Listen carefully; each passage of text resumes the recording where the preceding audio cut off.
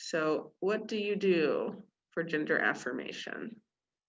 And I'm using gender affirmation. It used to be called gender confirmation, sex change operations. These are all gender affirmation is, I think, what we're currently calling it, because it's really just affirming what people generally know to be true about themselves. So I mentioned social transition. When we think about kids getting bullied in school for gender identity issues, it's generally when they start to attempt a social transition.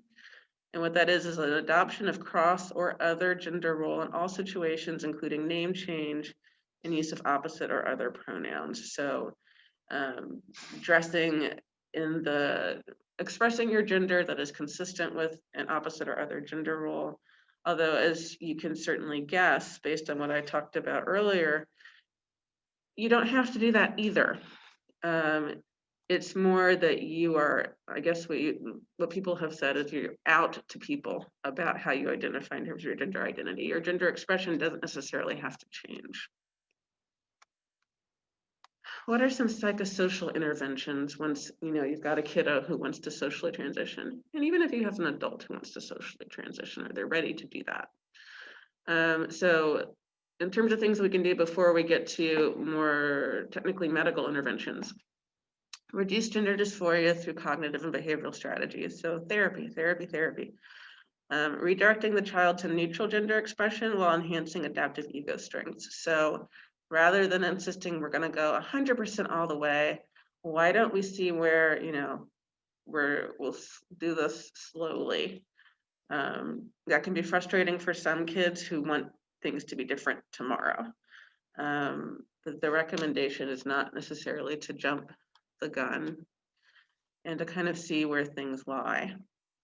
Facilitating egosyntonic social transition prior to puberty. So again, making sure that there is less dysphoria by having a supportive family helping one to do this social transition piece.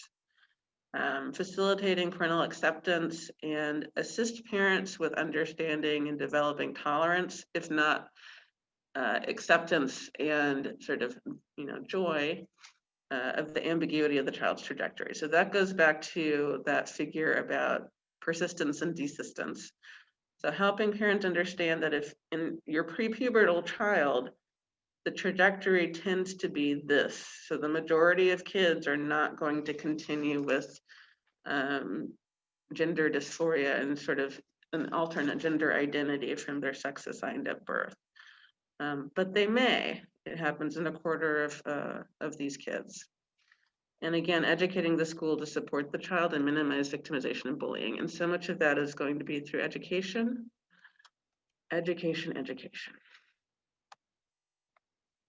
In teenagers, that's when you start to think about, some folks who have gone through puberty, are in the process of going through puberty. So that is when it's appropriate to start having talks about medical and other non-invasive interventions to facilitate a social transition. For example, voice and communication therapy to help folks develop verbal and nonverbal communication skills that make them comfortable with their gender identity. So working on pitch, volume, tone, body, how you display or express your gender in your nonverbals. Also hair removal through electrolysis, laser treatment, or waxing, breast binding or padding. There's apparently some increased controversy about whether or not to use binders. And I had a kid tell me just yesterday, I think, that they were looking to get trans tape to help with breast binding. Genital tucking, penile prostheses, padding of hips and buttocks. And then probably the biggest piece, and often the one that's the most challenging, is to have people change their name and gender marker on identity documents, although I think that is getting easier in some states and locales to do. So on to medications. What do people do? So they come in sort of gradations, things that are fully reversible, things that are partially reversible, and things that are completely irreversible. So puberty blockade is the fully reversible one, by which I mean puberty will happen if you stop the blockade. Are there changes that are hard to undo? still yes, but it doesn't interfere with the person's sex assigned at birth puberty course happening as it should. So adolescents can be eligible for puberty suppressing hormones as soon as they start having pubertal changes. The recommendation in terms of treatment is that teens experience the onset of puberty to at least Tanner stage 2 in terms of breast development. Some kids can get there at very young ages, 9 years of age, and we certainly see that more often now. There's a lot of precocious puberty, depending upon the population of kids you're working with. What this does, puberty blockade, is it gives teens more time to explore their gender nonconformity and other developmental issues. So essentially, what it does is it helps social transition because it prevents development of sexual characteristics that are difficult or impossible to reverse if teens continue on to pursue their gender confirmation or affirmation. You can continue suppression. It's for a few years.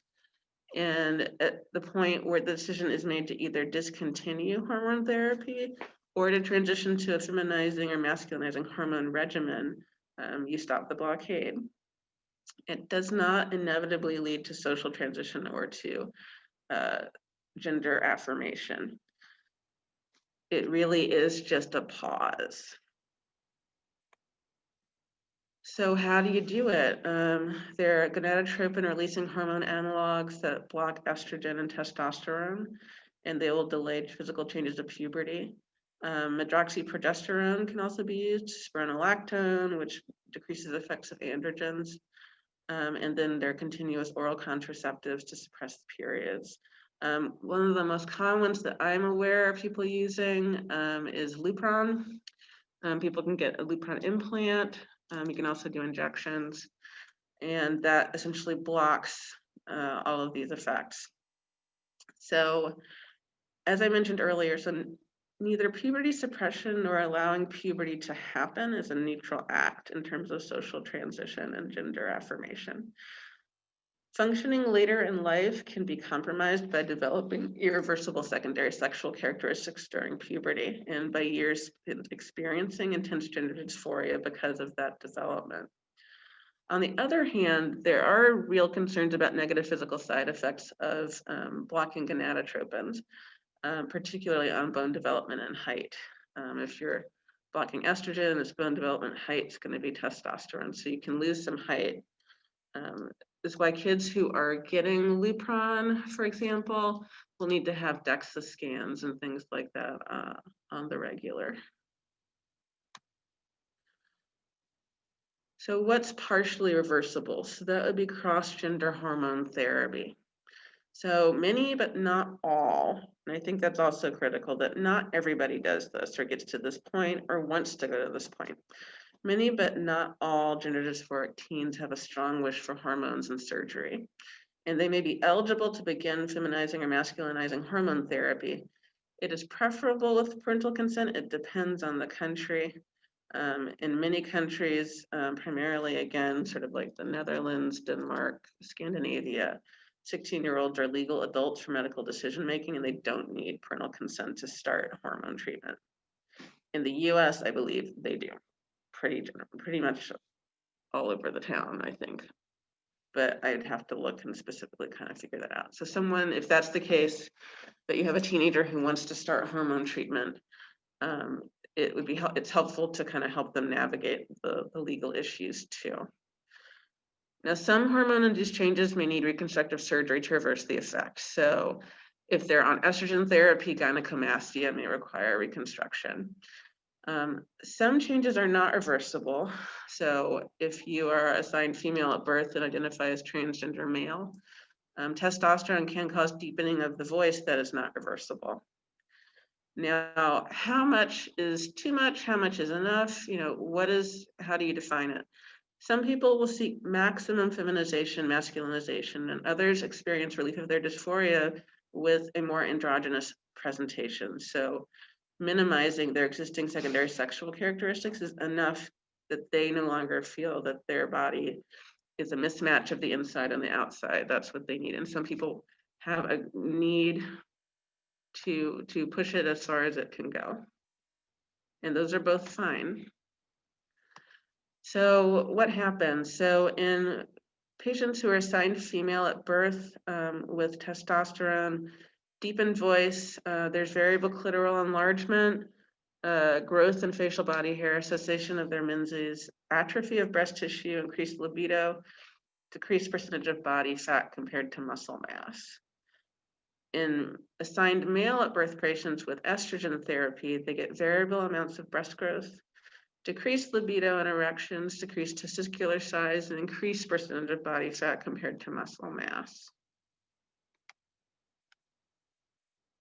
So, gender affirming surgery, what people have historically called sex reassignment surgery, et cetera, et cetera. I think, again, the take home point for surgery is not all trans people want surgery, and even fewer get it for a number of reasons. These are irreversible. So surgery to change primary and or secondary sex characteristics, for example, breasts, chest, external and or internal genitalia, facial features, and body contouring. So one of the sites that I cite pretty much throughout this entire talk is the WPATH Standards of Care. And this is an international body that deals with regulating or kind of providing guidelines for how we as physicians should work with folks who are transgender. And these are sort of how their standards of care. So genital surgery should not be carried out until 1, patients reach the legal age of majority in a given country, and 2, patients have lived continuously for at least a year in the gender role that is congruent with their gender identity. They are very clear to say that the age threshold should be seen as a minimum criterion, and it's not an indication in and of itself for active intervention. So just because someone turns the legal age of majority, there's nothing magical about that. It really has to be on a case-by-case basis. Now, in terms of when surgical interventions can happen, chest surgery in assigned female at birth patients could be carried out earlier, preferably after a time of living in the desired gender role and after 1 year of testosterone treatment. Essentially, the reason to defer the surgical interventions, not just because it's irreversible, is it gives teens sufficient time and opportunity to experience and socially adjust to whatever their gender role is, desired gender role, appropriate affirmed gender role, before undergoing irreversible surgery. Now, I have had in my training, I had a young assigned male at birth lady who was going to have bottom surgery, and I think she was quite young. I think she was 16, and that was pretty surprising to me, but I think she already was planning sort of the facial contouring. In general, breast chest surgery requires 1 referral from a qualified mental health professional, and genital surgery requires 2 referrals. So with that person, that patient of mine who was going to have bottom surgery, so having to do with recontouring, reshaping their genitalia, there was a lot of concern that her mother had that her diagnosis of her mental illness was going to get in the way of that. And as long as people are being treated, there's not a reason or an indication that they should not proceed with surgery, particularly given gender dysphoria can be so damaging to folks.